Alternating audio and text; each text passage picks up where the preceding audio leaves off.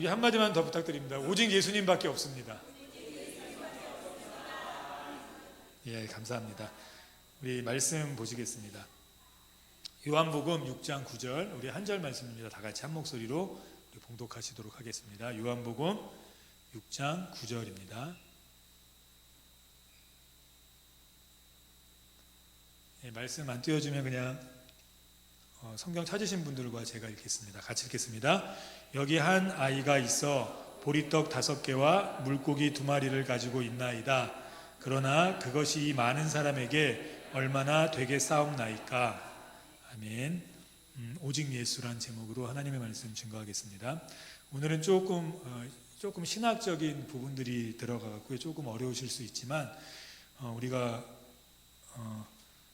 오늘 말씀을 통해서 이렇게 보리떡 5개와 물고기 2마리로 5,000명 먹인 사실은 우리가 많이 들으셨죠. 그래서 너무나 잘 아실 줄 믿습니다. 그래서 너무 잘 아시는 말씀이기에 이 오병이어 뒤에 숨겨진 하나님의 진짜 말씀하시고자 했던 의도, 우리가 이것들을 좀 살펴보면서 오병이어를 통해서 내 삶에 하나님이 찾아오신 이유를 좀 발견했으면 좋겠습니다. 마태복음은 마태를 통해서 쓰여졌고요. 뭐 누가복음은 누가를 통해 쓰여졌겠죠. 하여튼 각 복음서마다 쓰여진 목적과 이유가 다릅니다. 그리고 읽는 대상이 달라요. 그러니까 그 설교한 대상들이 다르거든요. 그래서 예수님이 수많은 기적을 행하셨지만 그 기적들 중에 마태복음에만 나온 기적들이 있고 누가복음에만 나온 기적들이 있습니다. 다 달라요. 그러니까 그것은 예수님께서 수많은 기적들을 행하셨지만, 그래서 제자들이 얘기하지 않았습니까? 예수님이 행하신 기적들을 책에 쓰려면 이 세상의 모든 종이로 써도 부족하다라고 말씀하셨듯이 엄청나게 많은 기적들과 기이한 일들을 행하셨지만 각 복음서에 적절하게 전할 대상에 맞는 그 기적들과 이 기사들을 다 적어 놓으셨거든요. 그래서 이렇게 마태복음에 나타난 기사가 누가복음에 안 나와 있기도 하고 그렇게 각자마다 다르게 나와 있습니다. 그런데 이상하게 이 오병이어는 마태, 마가, 누가, 요한복음에 똑같이 동일하게 나와 있어요. 그러니까 이 말은 무슨 말입니까? 그 어떤 대상에 관계없이 이 오병이어의 말씀을 통해서 모두가 깨달아야 될 것이 있다는 겁니다. 그러니까 뭐 유대인만 깨달아야 될 것, 아니면 이방인만 깨달아야 될 것, 어린아이들만 깨달아야 될 것들이 따로따로 있기 때문에 각 복음서마다의 특징이 다르지만 각 복음서 모든 곳에 쓰여진 이 오병이어는 그 남녀노소 빈부 귀천을 관계하지 않고 모두가 인지하고 모두가 깨달아야 될 게 있다는 겁니다. 특별히 우리가 신앙이 성숙하기 위해서는 우리의 감정에만 호소하면 안 됩니다. 그러니까 예수님을 믿을 때 예수님이 이렇게 말씀하셨거든요. 마음으로 믿어 의에 이르고, 그러니까 우리의 감정이나 우리의 어떤 생각이나 여러 가지를 얘기하죠. 근데 두 번째 또 있습니다. 뭐죠? 입으로 시인하여 구원에 이른다고 얘기합니다. 그 입으로 시인한다는 건 무엇이죠? 지식이죠. 그러니까 우리에게는 어떤 믿음의 감정만 있으면 안 되고 무엇도 있어야 합니까? 지식도 있어야 돼요. 이스라엘 백성이 망한 이유는 감정적인 것만이 아닙니다. 하나님을 사랑하지 않기 때문에 망한 것만은 아닙니다. 이스라엘 백성이 또 망하게 된 이유는 이 백성이 나에 대한 지식이 없어 망한다고 얘기했습니다. 그러니까 하나님에 대한 지식이 우리에게 반드시 있어야 하죠. 그래서 이 오병이어는 우리가 이렇게 감정적으로만 예수님이 축사하셔서 5,000명을 먹으셨어라는 그 눈에 보이는 현상 외에 하나님이 말씀하시고자 하는 그 뒤에 감춰진 지식이 있다는 거예요. 그래서 우리가 오늘 이 말씀을 좀 살펴보고 이 지식을 통해서 우리가 더욱더 주님께 가까이 가고 하나님의 이 오병이어의 역사를 경험하는 귀한 은혜가 우리에게 있었으면 좋겠습니다. 오늘 공통적으로 일단 나타난 사건의 흐름을 좀 말씀드리겠습니다. 이 복음서들은 첫 번째는 예수님께서 먼저 무리에게 지시하셔서 335 앉게 하셨고요. 그 다음에 아이를 통해서 빵과 생선을 받으셨고요. 그 다음에 축사하신 다음에 제자들을 일부러 시키셔서 제자들에게 나누어 주시게 하셨습니다. 다 똑같아요. 그 다음에 무리가 모두 배불리 먹은 것 똑같고요. 배불리 먹은 인원이 5,000명이라고 분명하게 숫자를 써 내려간 것 똑같고요. 그 다음에 푸짐하게 먹고 남은 조각을 거둔 그 바구니가 12바구니 된다는 것을 사복음서에서 또 동일하게 얘기하고 있습니다. 이 말씀은 우리를 통해 동일하게 하나님께서 깨닫게 해주시고자 하시는 것이 있는 것이죠.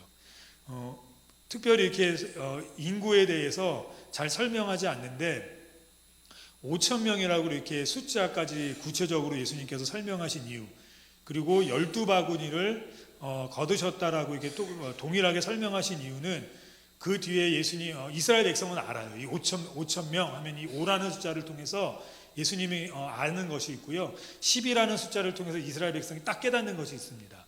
이 5는 모세의 오경을 얘기합니다. 그러니까 모세의 오경은 뭐죠? 이 모세라는 전후에 없었던, 역사에 없었던 위대한 지도자가 이스라엘 백성을 노예에서 해방시키고 하나의 국가를 시작하게 하게 된 계기입니다. 그게 모세예요. 그래서 이스라엘 백성에게 이 모세는 절대로 역사에서는 없어서는 안 될 그들의 민족 지도자이자 구원자였습니다. 그래서 이스라엘 백성이 늘 꿈꾸는 것이 있습니다. 물론 지금도 꿈꾸죠. 그래서 지금 어제도 이렇게 안식일날 큰 재난이 있지 않았습니까? 그 이스라엘과 그 하마스라는 정당 사이에 무장단체 사이에 전쟁이 있었죠. 그 전쟁의 원인 깊이 들어가면 이 구약 시대까지 올라가지만 독립을 이스라엘이 1948년인가에 선포하면서 예루살렘을 비롯한 팔레스타인 지역의 일부까지도 자기네 국가라고 주장을 해서 이제 영토로 이게 확립을 시켰거든요. 그런데 그곳에 사는 수백만 명의 팔레스타인들이 굉장히 이 차별을 받았습니다. 그리고 그것에 이제 격분한 보수주의자들이 뭉쳐서 하나의 정당을 만드는데 그게 이제 하마스고요. 그 하마스를 통해서 자기네 국가와 영토를 찾겠다고 지금까지 계속 전쟁을 하고 있는 겁니다. 그리고 이제 그 예루살렘이란 이 성지는 이스라엘의 성지기도 하지만 팔레스타인의 성지기도 해요. 똑같이 이슬람이고 유대교지만 그들의 동일한 신은 하나님입니다. 그러니까 하나님에서 뻗어나온 거예요. 그래서 예루살렘은 이스라엘의 성지일 뿐만이 아니고 그 팔레스타인이라는 그 중동 국가들의 성지이기도 합니다. 그런데 지금 이스라엘이 자기네 국가라고 자기네 성지라고 안 내주고 있으니까 이 안식일 10월 7일이라는 이 귀중한 그들의 어떤 특정한 안식일에 공격을 한 거죠. 그것은 너네의 성지가 아니라 우리의 성지기도 하다. 그래서 지금 굉장히 이 전쟁이 커지고 있는데 저는 잘 모르겠습니다. 여기에 경제적인 것도 있을 거고 정치적인 것도 있을 거고 배후에 이스라엘과 하마스만 섞여 있겠습니까? 수많은 이해관계를 비롯한 중동 국가들과 또한 서양 국가들이 대립하는 여러 가지의 사슬들이 엮여 있을 거라고 생각은 됩니다. 잘 모르겠습니다. 그런데 오늘 우리가 이 모습도 우리가 영적인 부분으로 좀 우리가 살펴보려고 합니다. 이 5천은 모세 오경이라고 말씀드리지 않았습니까? 그래서 5라는 숫자를 딱 봤을 때 이스라엘 백성은 딱 깨달아요. 우리의 모세. 그리고 주님이 약속하셨습니다. 모세와 같은 지도자를 다시 이스라엘에 보내주셔서 이스라엘을 통해 이 온 세계가 하나님이 통치하시는 한 국가가 될 것이다 라고 말씀하셨어요. 그래서 지금도 기다리고 있는 거예요. 지금도. 그리고 이 12바구니를 딱 보면 이스라엘 백성은 압니다. 12지파. 하나님께서 온전히 12지파를 회복시키겠다는 거예요. 온전히 회복시키겠다는 거예요. 그래서 이 이스라엘 백성은 지금도 기다리고 있어요. 모세와 같은 지도자, 모세의 오경. 그래서 이들은 성인식을 할 때 제가 몇 번 말씀드렸는데 이 모세의 오경을 반드시 외워야 성인식을 치러줍니다. 지금도 그런지 모르겠지만 불과 얼마 전까지만 해도 그래야 성인이 됐거든요. 12살에 이스라엘은 성인이 되는데 그때 이 모세 오경을 줄줄줄 외워야 됩니다. 그래서 이 유대교의 학교를 다니는 학생들은 오전에는 수학, 영어 아니면 이제 여러 가지 과목을 공부하고요. 오후에는 여러 가지 그런 과목을 공부하고 오전에는 7시부터 12시까지 말씀만 공부해요. 모세 오경을 암기하고 그것을 통해 하나님이 말씀하시는 언약들을 이렇게 회복을 위해서 이렇게 다 연구하고 하거든요. 그들이 하는 일들이 그건데, 그리고 이제 오후에 예체능도 하고 수학도 공부하고 이런 것들을 합니다. 그러면서 지금도 이렇게 기다리고 있어요. 하나님이 12지파를 다시 회복시켜 주실 것이고 모세와 같은 지도자들 우리에게 보내주실 것이다.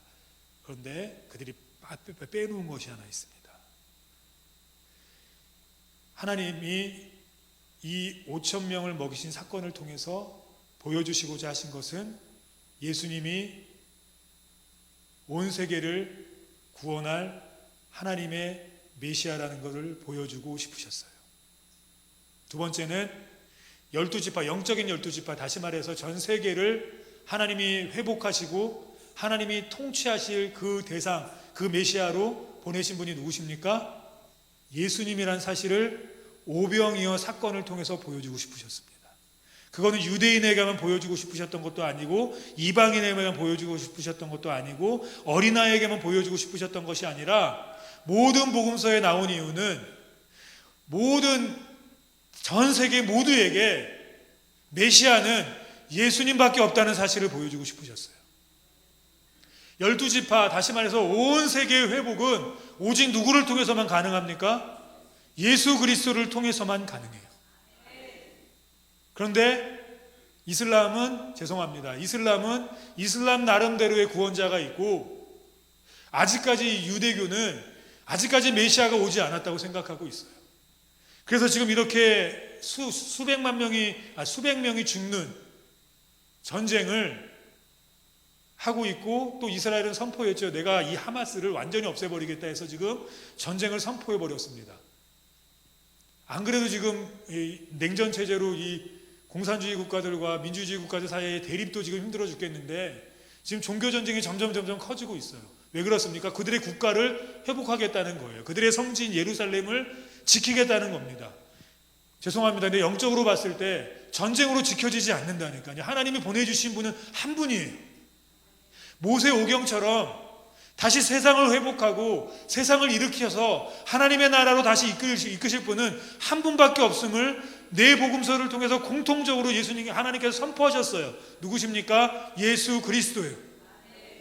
그들의 전쟁을 통해서 나라가 회복되고 이스라엘을 통해서 전 세계가 하나 되는 것이 아니라 영적으로 12지파가 회복되어지고 모든 나라들이 회복되어지는 것은 오직 예수님 한 분의 은혜밖에 없습니다. 세상이 뭐라 그러든 상관없어요. 이스라엘이 아직 기다리고 있다 그래도 상관없습니다. 이슬람이 그들의 지도자가 예루살렘을 회복하고 전 세계를 한 민족, 한 국가로 회복하라 한다고 주장해도 상관없습니다. 성경은 네 복음서에서 분명하게 하나님이 선포하셨어요. 오직 예수 그리스도를 통해서 회복될 것이라고요.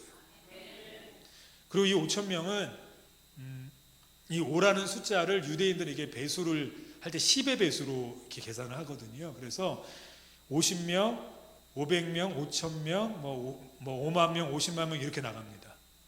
예수님께서 자꾸 이렇게 5천 명이라고 얘기하시는 건 이 10의 배수처럼 전 세계를 예수님만이 하나로 통치하실 수 있다는 겁니다. 예수님만이 구원이라는 거예요. 예수님만이 이 하나님의 나라의 통치에 앞장서 주신다는 겁니다. 우리가 그거 믿어야 돼요. 우리의 힘으로 안 돼요. 우리의 노력으로 안 돼요. 오직 예수님밖에 없습니다. 우리가 그거 놓으면 끝나는 겁니다. 아무리 세상이 십자가 믿으면 구원받냐? 10명 죽인 살인자도 십자가 믿으면 구원받냐? 이거 너무 불공평하지 않냐? 근데 어떡합니까? 성경은 분명하게 선포합니다. 오직 예수밖에 없습니다. 특별히 이 마태복음, 마가복음, 누가복음, 요한복음에 똑같이 드러나는 이 오병이어 사건의 앞에는 조금은 다른 내용을 두고 있습니다. 그러니까 이 다른 내용이라는 건 성경이 거짓말하는 게 아니고요. 여러 수많은 사건 중에 특별히 마태복음에 오병이어 전에 깨달아야 될 사건을 놓았고 마가복음에는 또 마가복음 오병이어 앞에 거기에 알맞은 사건을 놓았거든요. 우리가 오늘 두 가지 살펴볼 건데 이 마태복음에는 이 오병이어 전에 어떤 사건이 나오냐면 세례 요한의 그 사형 사건이 나옵니다. 목이 잘린 사건이. 그리고 제자들이 이렇게 불안해하는 사건들이 나옵니다. 그리고 나서 오병이어의 사건이 나와요. 사도 요한 예수님 전에 세례 요한이 메시아인 줄 알았거든요. 이스라엘 백성은. 그래서 그를 왕으로 추대하려고 하고 막 온갖 여러 가지를 했지만 세례 요한이 꿈쩍하지 않았죠. 자기는 예수님의 길을 예비하는 그의 신들매를 풀기도 감당하지 못하는 종이라고 얘기합니다. 그리고 죽게 돼요. 이 사건을 통해서 예수님이 얘기하고 싶으신 것은 그 뒤에 오병이어가 나오지 않습니까? 예수님도 똑같이 돌아가실 것인데 그 예수님을 믿는 자들만이 오병이어와 같은 하늘의 양식을 경험한다는 겁니다.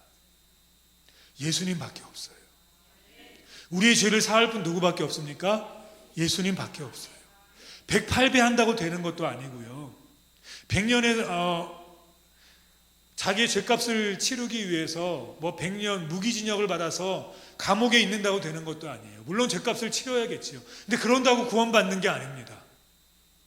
날 위해 돌아가신 이 예수님을 붙들 때 구원받습니다. 날 위해 돌아가신 이 예수님을 붙들 때 날 위해서 그분이 메시아 되어주셔서 나의 주인 되어주시고 오병이어처럼 나의 모든 무너진 삶을 회복시켜 주십니다. 12지파를 회복시켜 주셨듯이, 그리고 메시아로 이 땅에 오신 분이 예수님밖에 없듯이 죽을 죄를 져서 죽을 수밖에 없는 나를 위해 돌아가신 이 예수님 붙들 때에만 그분이 내 주님 되어주시고 그분이 내 모든 것을 회복시켜 주십니다. 다른 이로서는 구원받을 수 없어요. 다른 이들로는 주님이 되어주시지 않아요. 오직 예수님 붙들 때 그 예수님이 내 주님 되어주세요. 돈 붙드는 이들은 돈이 주님이겠지요. 건강 때문에 사는 이들은 건강이 주님이겠지요. 근데 오늘 주님은 분명하게 말씀하십니다. 나를 붙드는 이들이 그들에게 주님께서 내 주님 되어주신다고 말씀하십니다.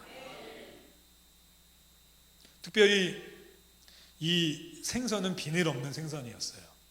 그러니까 저주받은 생선이었습니다.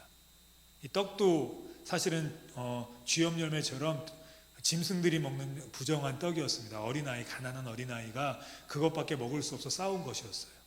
근데 그것을 축사하고 난 후에 거기에 있는 그 유대인들, 목이 고든 그 유대인들은 그 부정한 음식이 아닌 맛있는 음식으로 변화되어진 음식을 먹었습니다. 배부르게 먹었어요. 주님 믿을 때 부정한 나도, 쓸모없는 나도, 버러지 같은 나도, 세상에 관심 밖에 있는 나도 쓰임 받을 수 있어요. 주님밖에 그 일을 하실 분이 없어요. 이것이 오병이어에 나타난 기적입니다. 뭘 얘기하고 싶은 거죠? 5,000명을 먹이셨다 나도 배부르겠다가 아니라 그 5,000명을 먹이신 주님이 기적을 베푸는 마술사가 아니라 내 주님 되시고 내 죄를 사해 주시고 이 땅을 회복시키시고 버림받은 나를, 쓸모없는 나를 회복시켜 주실 수 있는 분은 주님밖에 없습니다. 오직 예수밖에 없어요. 이 사실을 오병이어 사건을 통해서 말씀하시고 싶으셨던 거예요. 근데 제자들은 뭐만 봅니까? 음식만 봐요. 두 번째로 마가복음에는 사도들이 이제 예수님께서 제자들을 내보내시거든요. 그 고향에서 배척받으시고 거의 능력을 행하지 못하셨어요. 제자들도 이제 낙심해서 있을 때 다시 제자들에게 너네 나가서 하나님을 증거해라. 내가 너에게 능력을 줄게. 그 나가서 정말 하나님을 증거하는데 막 병든 자들이 낫고 막 여러 가지 엄청난 일들이 일어납니다. 그리고 신이 나서 예수님께 돌아와서 그 사건들을 이야기하고 난 다음에 이제 오병이어 사건이 나오거든요. 우리 6장 30절 같이 읽어보겠습니다. 사도들이 예수께 모여 자기들이 행한 것과 가르친 것을 낱낱이 고하니, 너무 신이 난 거예요. 너무 신이 났어요. 막 능력 나타나는 거 보니까 너무 신이 났어요. 막 기적이 나타나는 거 보니까 우와, 우리에게 이런 능력이, 이러면서 난 어부인데, 나는 셀인데, 이러면서 막 너무 신이 난 겁니다. 그래서 이렇게 고했는데 그 전에 예수님이 권했던 말씀은 다 까먹었어요. 그 권했던 말씀이 무엇이었죠? 너희 갈 때 두 벌의 옷도 가져가지 말고, 두 벌의 신도 가져가지 말고, 돈도 가져가지 말고, 너희가 묵을 것도 걱정하지 마라. 이 말씀하셨는데 이건 다 까먹었어요. 예수님이 이걸 통해 말씀하시고 싶으셨던 것이 있었거든요. 5,000명이 뭐라고요? 오경이라고요. 오경이 언제 쓰여졌습니까? 이스라엘 백성이 사막에서 40년 동안 훈련받을 때 쓰여졌어요. 근데 그 훈련받을 때 어떻게 됐죠? 옷에 헤어짐이 없었고, 신발에 낡음이 없었고, 배고픔이 없었고, 허기짐과 목마름이 없었어요. 그 가운데 그들은 누구를 만날 수 있었습니까? 하나님을 만날 수 있었어요. 다 누가 주신 거죠? 하나님이 주신 거예요. 나 옷이 안 헤어져, 이렇게 신난 것이 아니고 옷이 안 헤어지는 하나님을 볼 수 있었어요. 나 신발이 낡지가 않아, 신기해. 그것도 1년만 신기하죠. 2년 낡지 않으면 그것도 좀 이제 익숙해지거든요. 그러면서 누굴 보게 됩니까?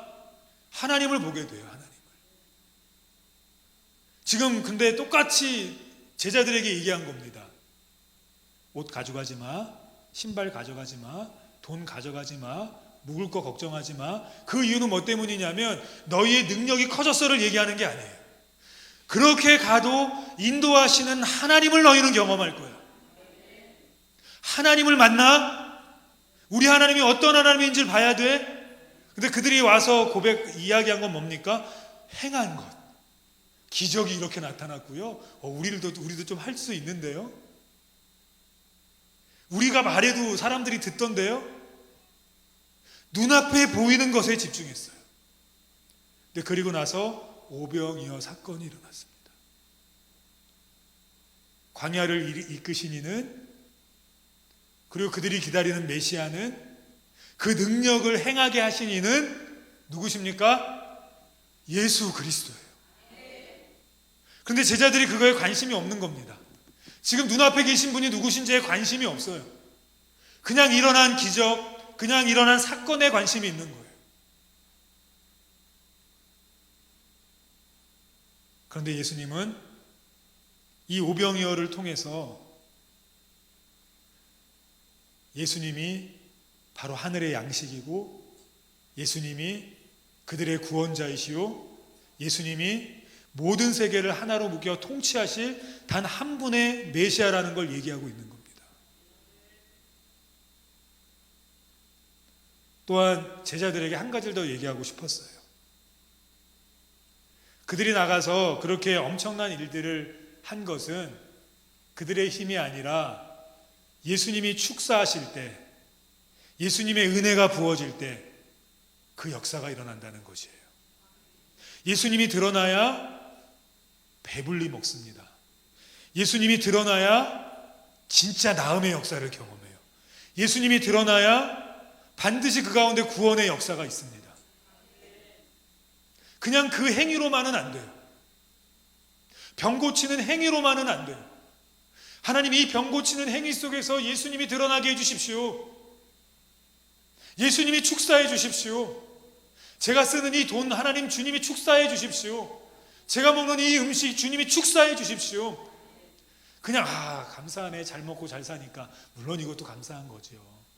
감사하네, 주님 내 병 낫게 해주셔서. 물론 이것도 감사한 거죠. 근데 언제까지 거기에만 집중하시겠습니까? 주님, 내가 먹는 이 음식에 축사하셔서 내 먹는 이 음식을 통해 예수님의 이름이 드러나고 다른 사람들도 배불러지는 역사 있게 해주십시오. 이거 오직 누가 하십니까? 예수님이 하는 거예요. 예수님. 주님, 우리 하나님이 이거 주님 하시라고 예수님이 이 땅에 보내주셔서 그 힘든 일 감당하게 하시고 그를 믿는 모든 자들에게 구주되게 하셨어요. 근데 우리 자꾸 까먹어요. 자꾸 내가 하는 줄 알고, 자꾸 내가 신앙생활 하는 줄 알고, 자꾸 내 힘으로 사는 줄 알아요. 누가 하셨는데요? 주님이 하셨는데. 주님 그거 뒤에 이 땅 오셨는데. 자꾸만 내가 한 줄 알고, 없으면 내가 없는 줄 알고, 힘들면 나밖에 없는 줄, 나만 힘든 줄 알아요. 여전히 누가 함께 하십니까? 주님 함께 하시는데. 주님 못 봐요, 주님. 그래서 제자들이, 예수님의 제자들이 아닌 또 다른 예수님을 따르던 사람들이 주님의 이름으로 막 이렇게 권능해가고 선지자 노릇하고 귀신 쫓아내고 엄청난 권능들을 행했습니다. 마태복음 7장 22절에 보면 나와 있는데, 근데 충격적인 거는 그 다음이에요. 우리 마태복음 7장 23절 같이 읽어보시겠습니다. 그때 내가 그들에게 밝히 말하되 내가 너희를 도무지 알지 못하니 불법을 행하는 자들아 내게서 떠나가라 하리라. 그들은 예수님께 관심이 없었습니다. 그들은 오직 병 낫는 거에만 관심이 있었어요. 그들은 오직 부자 되는 것에만 관심이 있었어요. 물론 그게 나쁜 겁니까? 주님이 오병이어의 이 기적을 행하시기 전에 먼저 이렇게 우리말로 밑밥을 깔았습니다. 그 첫 번째가 무엇이었냐면 기적을 행하는 것이었어요. 특별히 병든 사람들을 많이 고쳐주셨어요. 그리고 나서 두 번째는 가르치는 사역을 하셨습니다. 말씀을 가르치고 하나님은 어떤 분이시고 지식을 있게 하셨어요. 근데 그 과정들은 모두가 뭘 위해서냐면 이 오병이어의 역사를 통해 예수님이 이 오병이어를 행하신 예수님이 누군지를 보여주고 싶으셨던 것이었어요. 그런데 여전히 기적을 행하고 싶은 수많은 사람들은 뭐에 관심이 있었냐면 예수님을 은행으로 생각했어요. 그래서 돈만 얻으면 되는 거예요. 예수님을 좀 탁월한 의사로 생각했어요. 그래서 병만 나으면 되는 거예요. 그럼 끝. 마치 이런 겁니다. 자녀가 부모를 섬기는데 돈 때문에 섬겨요. 돈이 있으니까 명절에 찾아뵙고, 땅이 있으니까 나중에 그 땅 한 평이라도 더 받으려고 자꾸만 돈만 봐요. 그러다 이제 돈을 주고 나니까 더 이상 찾아뵐 이유가 없어요. 부모로서가 아니라 자신을 평생 키워준, 몸과 마음을 다해 키워준 부모로서가 아니라 부모를 돈으로만 본 거죠. 심지어는 뭐 이런 사람도 있었더라고요. 돈이 너무 없는 겁니다. 근데 부모가, 어머니가 뭐 자식이니까 돈 달라를 때마다 다 줬는데 적금까지 깨면서 다 줬는데 더 이상 줄 돈이 없는 거예요. 그러다 이 아들이 우연치 않게 알게 됐습니다. 이 어머니가 사망보험금이 있다는 걸. 그게 한 2천만 원 정도 됐던 것 같아요. 그래서 고민하다가 이 아들이 어머니를 차에 모시고 길을 떠나기 시작합니다. 엄마가 뒤에서 보니까 길이 조금 어색하고 이상해요. 산으로 가고 있었습니다. 그리고 엄마랑 같이 등산을 하자는 마음으로 산으로 올라갑니다. 그리고 어머니를 거기다 버려요. 근데 그 어머니는 그걸 다 알고 있었어요. 부모를 부모로 본 것이 아니라 그냥 돈으로 봤어요. 하나님은, 주님은, 예수님이 나를 구원한, 우리를 구원한 구주로 보길 원하는데, 언제나 함께하는 친구로 보길 원하는데, 내 구주이자 나의 왕으로 보길 원하는데, 우리는 자꾸만 예수님을 은행으로만 보고 유명한 의사로만 보고 문제 해결사로만 자꾸만 봅니다. 주님이 너무 마음이 아프신 거예요. 주님밖에 구원할 자가 없는데, 주님만이 세상을 하나로 만들 수 있는 통치자의 권력을 갖고 계신데, 주님만이 우리의 모든 것 되어주신다고 고백하길 원하는데, 그냥 주님은 돈만 주시면 되고, 주님은 내 병만 낫게 해주시면 가셔도 되고, 주님은 우리 가정만 화목하게 해주시면 가셔도 돼요. 맞습니까? 그래서 주님이 이 네 복음서에 똑같이 오병이어의 사건을 보여주시면서 똑같이 말씀하는 겁니다. 특별히 이 오병이어는 한 가지 두드러진 특징이 있습니다. 다른 것들은 다 이렇게 아픈 이들이 찾아오거나 대부분은 다 그들이 부탁을 해서 주님이 고쳐주시고 치유해 주시고 낫게 해주셨거든요. 근데 이 오병이어는 주님이 스스로 하셨어요. 스스로 축사하시고 스스로 나눠주셨어요. 주님 이 땅에 스스로 오셨습니다. 누굴 위해 오셨습니까? 나를 위해 오셨어요. 불쌍한 나를 위해, 쓸모없는 나를 위해 자기 자신을 다 바치셨어요. 그리고 말씀하세요. 누구든지 내 이름을 부르는 자는 구원을 얻으리라. 그가 부자라도 괜찮고 가난해도 괜찮고 병들었어도 괜찮고 건강해도 괜찮고 어린아이도 괜찮고 어른도 괜찮고 노인도 괜찮고 그 어떤 것도 상관없이 나의 이름을 부르면 내가 그의 주가 되어 주리라. 주님이 우리의 주님이세요. 주님 세상 모든 것 하실 수 있어요. 근데 우리가 좀 기억했으면 좋겠는 거예요. 그래도 내가 가장 원하는 분은 주님입니다. 다른 것이 아닙니다. 주님. 제게 돈이 많아도 저는 주님밖에 없습니다. 주님 가라 하시면 제가 아무리 바쁜 일이 있어도 제가 그 일을 먼저 하겠습니다. 주님, 때로는 제가 어려워서 주님께 기도할 때 주님의 응답이 없어도 저 주님 오해하지 않겠습니다. 그런데요, 우리가 이렇게 받는 것에 너무 익숙해지면요, 예를 들자면 뭐 이런 거죠. 새벽 예배를 좀 성도님들을 많이 나오게 하고 싶어요. 뭐 저희는 그렇게 할 돈도 없지만 많이 나오게 하고 싶어서 이렇게 약속했습니다. 새벽 예배를 나올 때마다 10만 원씩 드리겠습니다. 그랬더니 한 10명 나오던 새벽 예배가 갑자기 50명이 나오네요. 와, 돈 많아야겠지만 하여튼 뭐 그렇게 1년을 했습니다. 그랬더니 뭐 1년 동안 이제 성도들이 뭐 나오기 시작했어요. 1년 정도 돼서 이제 우리 성도들이 은혜 받았겠다. 이제는 주님 때문에 나오겠다 생각해서 이제 다음 주 월요일 날 나오는데 돈을 안 줬어요. 그랬더니 성도들이 막 화를 내기 시작하는 거예요. 내 돈 내놓으라고, 내 돈. 그게 내 돈입니까? 은혜였잖아요, 은혜. 근데 어느 순간 권리가 되어졌어요. 주님이 은혜로 고쳐주신 것이고, 주님이 은혜로 부자 되게 하시고 약한 것 잊게 하신 건데, 어느 순간부터 주님께 내 거 내어놓으라고 돼서 주님은 상관없어요. 주님은 별거 아무것도 아니에요. 주님 내 거 주세요. 내 거 왜 안 주시는 거예요? 내가 이렇게 힘들게 기도하는데 왜 내 기도 안 들어주시는 거예요? 내가 이렇게 아파서 주님 앞에 간구하는데 왜 내 기도 안 들어주시는 거예요? 주님께 그 의무가 있습니까? 주님, 어느 때는 그렇게 잘 들어주시더니 돈도 있게 해주시고 이렇게 좀 이렇게 넉넉하게 살게 해주시더니 내가 지금 어려워서 주님께 한두 번 기도한 것도 아니고 금식하면서 기도했고 일주일, 2주일이 아니라 지금 한 달을 넘게 기도하고 1년을 넘게 기도하는데 주님 왜 나한테 돈 안 주시는 거예요? 왜? 도대체 왜? 은혜였는데 어느 순간 우리에게 이게 권리가 되어졌어요. 안 주시는 주님이 뭔가 죄인이 된 듯이. 베드로 사도가 참 이렇게 성격이 들쑥날쑥하고 예수님께 혼도 많이 나고 늘 혼나는 제일 먼저는 베드로였지 않습니까? 그런데 가장 사랑받은 사람도 베드로예요. 그리고 역사에 베드로의 반석 위에 교회를 시작한다고 약속하셨어요. 왜 베드로가 그렇게 사랑받은 줄 아십니까? 딱 하나예요.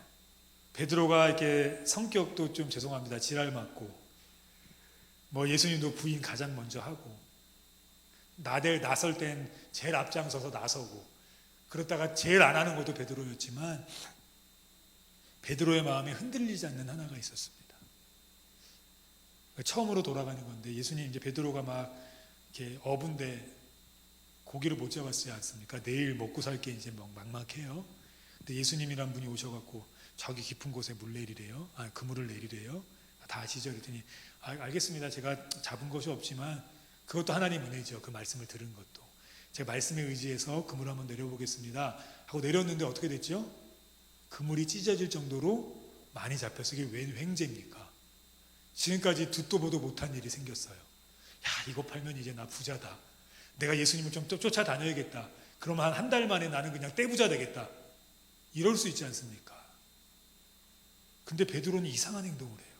분명히 많이 잡혔거든요. 그런데 배를 버려뒀습니다. 그리고 5장 8절이 이렇게 얘기해요. 같이 읽겠습니다. 좀 찾는데 시간이 걸릴 수도 있어요. 아주 말씀 많이 뛰어넘어갔고요. 누가복음 5장 8절입니다. 못 찾으면 제가 읽을게요. 그냥 시몬 베드로가 이를 보고 예수의 무릎 아래 엎드려 이르되 주여 나를 떠나소서 나는 죄인이로소이다 하니. 그는 돈을 보고 아싸 역시 주님은 은행이야 라고 한 것이 아니라 주님을 봤어요. 주님을. 물고기를 보고 기뻐한 것이 아니라 주님 앞에 자신을 보고 주님을 봤어요. 주님. 비록 내가 주님을 다 떠난다 할지라도 저는 주님을 버리지 않겠습니다 하고 나중에 떠났다 할지라도 그는 주님만 붙잡았어요. 비록 배신한다고 해도 주님 나는 다 떠나도 주님 안 떠나요. 주님 이렇게 가난하지만 주님 예전에 주님 저 돈 주신 적도 있는데 지금 안 주시는 이유를 잘 모르겠어요. 다 주님 뜻이 있겠죠. 전 그래도 주님이면 됩니다. 주님 예전에 주님 저 잘 고쳐주셨잖아요. 근데 왜 이 질병을 이렇게 안 고쳐주시는 거예요? 제가 한날 하루를 기도한 것도 아니고 이렇게 1년 이상을 기도했는데 주님 왜 제 병 안 고쳐주시는 거예요? 주님 저 그래도 주님 그럴 만한 이유가 있으시겠지요? 절 위해 죽으셨는데 전 그래도 주님 원망하지 않습니다.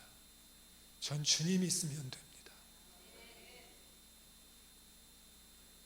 오병이어 사건 통해서 주님이 이거 말씀하시고 싶은 거였어요.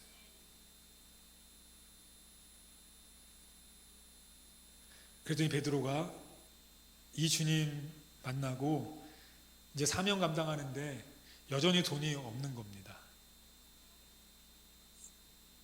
그때 베드로가 이렇게 얘기하죠. 우리는 다 아는 말씀인데 사도행전 3장 6절 같이 읽겠습니다. 베드로가 이르되 은과 금은 내게 없거니와 내게 있는 이것을 내게 주더니 곧 나사렛 예수 그리스도의 이름으로 일어나 걸으라. 이제 베드로에겐 예수님만 있으면 됐어요. 부자일 때도 예수님만 있으면 됐고 가난해도 예수님 있으면 됐어요. 건강할 때도 주님이 이제 필요 없습니다가 아니라 건강할 때도 예수님 있어야 됐고 병들었을 때도 예수님 있어야 됐어요. 어떤 상황 어떤 순간 그 무슨 환경 속에서도 이제는 베드로는 예수님만 있으면 됐어요. 그래서 사도행전 4장 4절에는 수많은 사람들이 이제 그들이 막 방언하는 거 보고 몰렸거든요. 이제 뭐 절기가 돼서 예수님께 그 예루살렘에 다 모였는데 예수님이 그때 딱 때를 맞춰서 방언을 그들에게 주시고 이제 나가서 나를 전해라라고 했을 때 그들이 막 방언했더니 정말 우리만 알아듣는 방언이 아니라 외국어를 했지 않습니까? 그래서 수많은 사람들이 관심 갖고 모여들기 시작했어요. 그때 베드로가 너희도 방언 이러한 공부 안 하고도 이런 제2 외국어 할 수 있다. 너네 부자 될 수 있다. 너네 뭐 될 수 있다라고 얘기하지 않았습니다. 너희가 십자가에 달리게 한 그 예수가 우리의 구주시고 너희가 지금까지 기다렸던 메시아다라는 이 얘기만 했어요. 그런데 놀라운 일이 벌어집니다. 그리고 거기도 똑같은 숫자가 나와요. 같이 읽겠습니다. 사도행전 4장 4절. 사람 중에 믿는 자가 많으니 남자의 수가 약 5천이나 되었다. 뭐죠? 이들은 이 숫자를 들을 때 알았어요. 예수님이 메시아구나. 예수님만이 나의 구원자구나.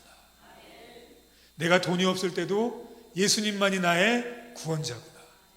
내가 돈이 많다고 내가 왕이 아니라 돈이 많아도 내가 겸손할 수밖에 없는 이유는 주님이 나의 왕이시구나.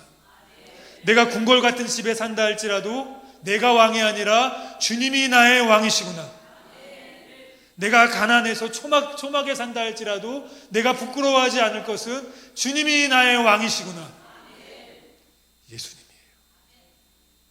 오병이어 사건을 이 모든 복음서에 쓰신 이유는 초막이나 궁궐이나 내 주 예수 모신 곳이 그 어디나 하늘나라라는 걸 고백하기 위해서였습니다. 저주받은 삶도 소망 없는 삶도 하늘나라 가는 그날까지 나약한 인생을 살 수 있을지 모릅니다.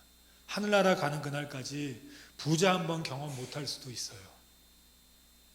사람들이 관심받지 못하는 인생을 살 수도 있습니다. 성경에 그런 사람들 투성이에요. 야곱은 사기꾼이었고요. 베드로는 다혈질이었습니다. 다윗은 바람을 피웠고요. 노아는 주정뱅이였어요. 요나는 불순종자였고요. 바울은 살인자였습니다. 기드온은 열등감에 사로잡혀 살았고 마르다는 걱정하며 살았습니다. 도마는 의심하며 살았고 사라는 조급함으로 늘 하나님을 비웃었습니다. 엘리야는 우울증을 달고 살았고 모세는 말더듬이었어요. 삭개오는 키 작은 사람들에게 버림받은 외톨이였고 마지막으로 아브라함은 나이 많아 아무것도 할 수 없는 존재들이었습니다. 특별한 것 하나 없는 그들이었지만 그들에겐 공통점이 있었습니다. 예수로 나의 구주 삼고, 오직 예수였어요. 우리 교회가 예수로만 구주 삼는 교회 됐으면 좋겠어요. 다 없어도, 병든 사람들이 많다 할지라도, 가난한 사람들이 많다 할지라도, 웃음에 얼굴에 기쁨이 넘치는, 나 아픈데 왜 이렇게 기쁘냐, 야 넌 돈이 없는데 왜 이렇게 기쁘냐, 내게 예수님 계시잖아, 내게 주님 계시잖아. 이 은혜가 우리에게 좀 있어야 되지 않겠습니까? 주님 이것 위에 이 땅에 오셨어요. 구주 되시려고, 구원자 되시려고. 아브라함은 이거 하나 보고 기뻐하며 살았었습니다. 자신에 대해 하늘의 별과 같은 민족이 이루어지진 않았어요. 이삭 하나 낳았어요. 그리고 야곱과 에서 손주들 보고 조금 더 보고 죽었습니다. 그런데 그의 마음 안에 이삭을 낳은 이후로는 기쁨이 사그라들지 않았어요. 그 이유는 하나였습니다. 요한복음 8장 56절 같이 읽겠습니다. 아브라함은 나의 때 볼 것을 즐거워하다가 보고 기뻐하였느니라. 나의 때 볼 것이 뭐죠? 예수 그리스도 아닙니까? 그 예수 그리스도를 봤어요. 그리고 이삭을 통해 예수 그리스도를 보고 그 이후 기쁨으로 살았습니다. 자기 눈앞에 하나님의 약속하신 이스라엘 민족의 그 큰 그림이 이루어지지 않았어도 그는 기뻐하며 살았어요. 왜요?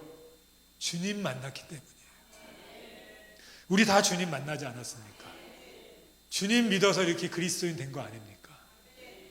그럼 주님 먼저 보고 만족하십시오. 주님이 돈을 주실 때도 있지만 때로는 연단하시느라 그 세월이 길게 힘겨울 때도 있을지 몰라요. 근데 힘겹다고 주님이 내 구주 안 되시면 되겠습니까? 돈 없다고 우리 부모가 부모 아닙니까? 힘 있을 때만 부모고 이제 나약해지면 더 이상 부모 아니래서 버려야 합니까? 이거는 정말 아니지 않습니까? 물론 우리 주님이 힘이 없으실 일도 없고 돈이 없으실 일도 없지만 그냥 우리 주님이시기에 오직 예수님으로 만족했으면 좋겠습니다. 우리 찬송가 102장 찬양하시고 우리 통성으로 기도하시겠습니다.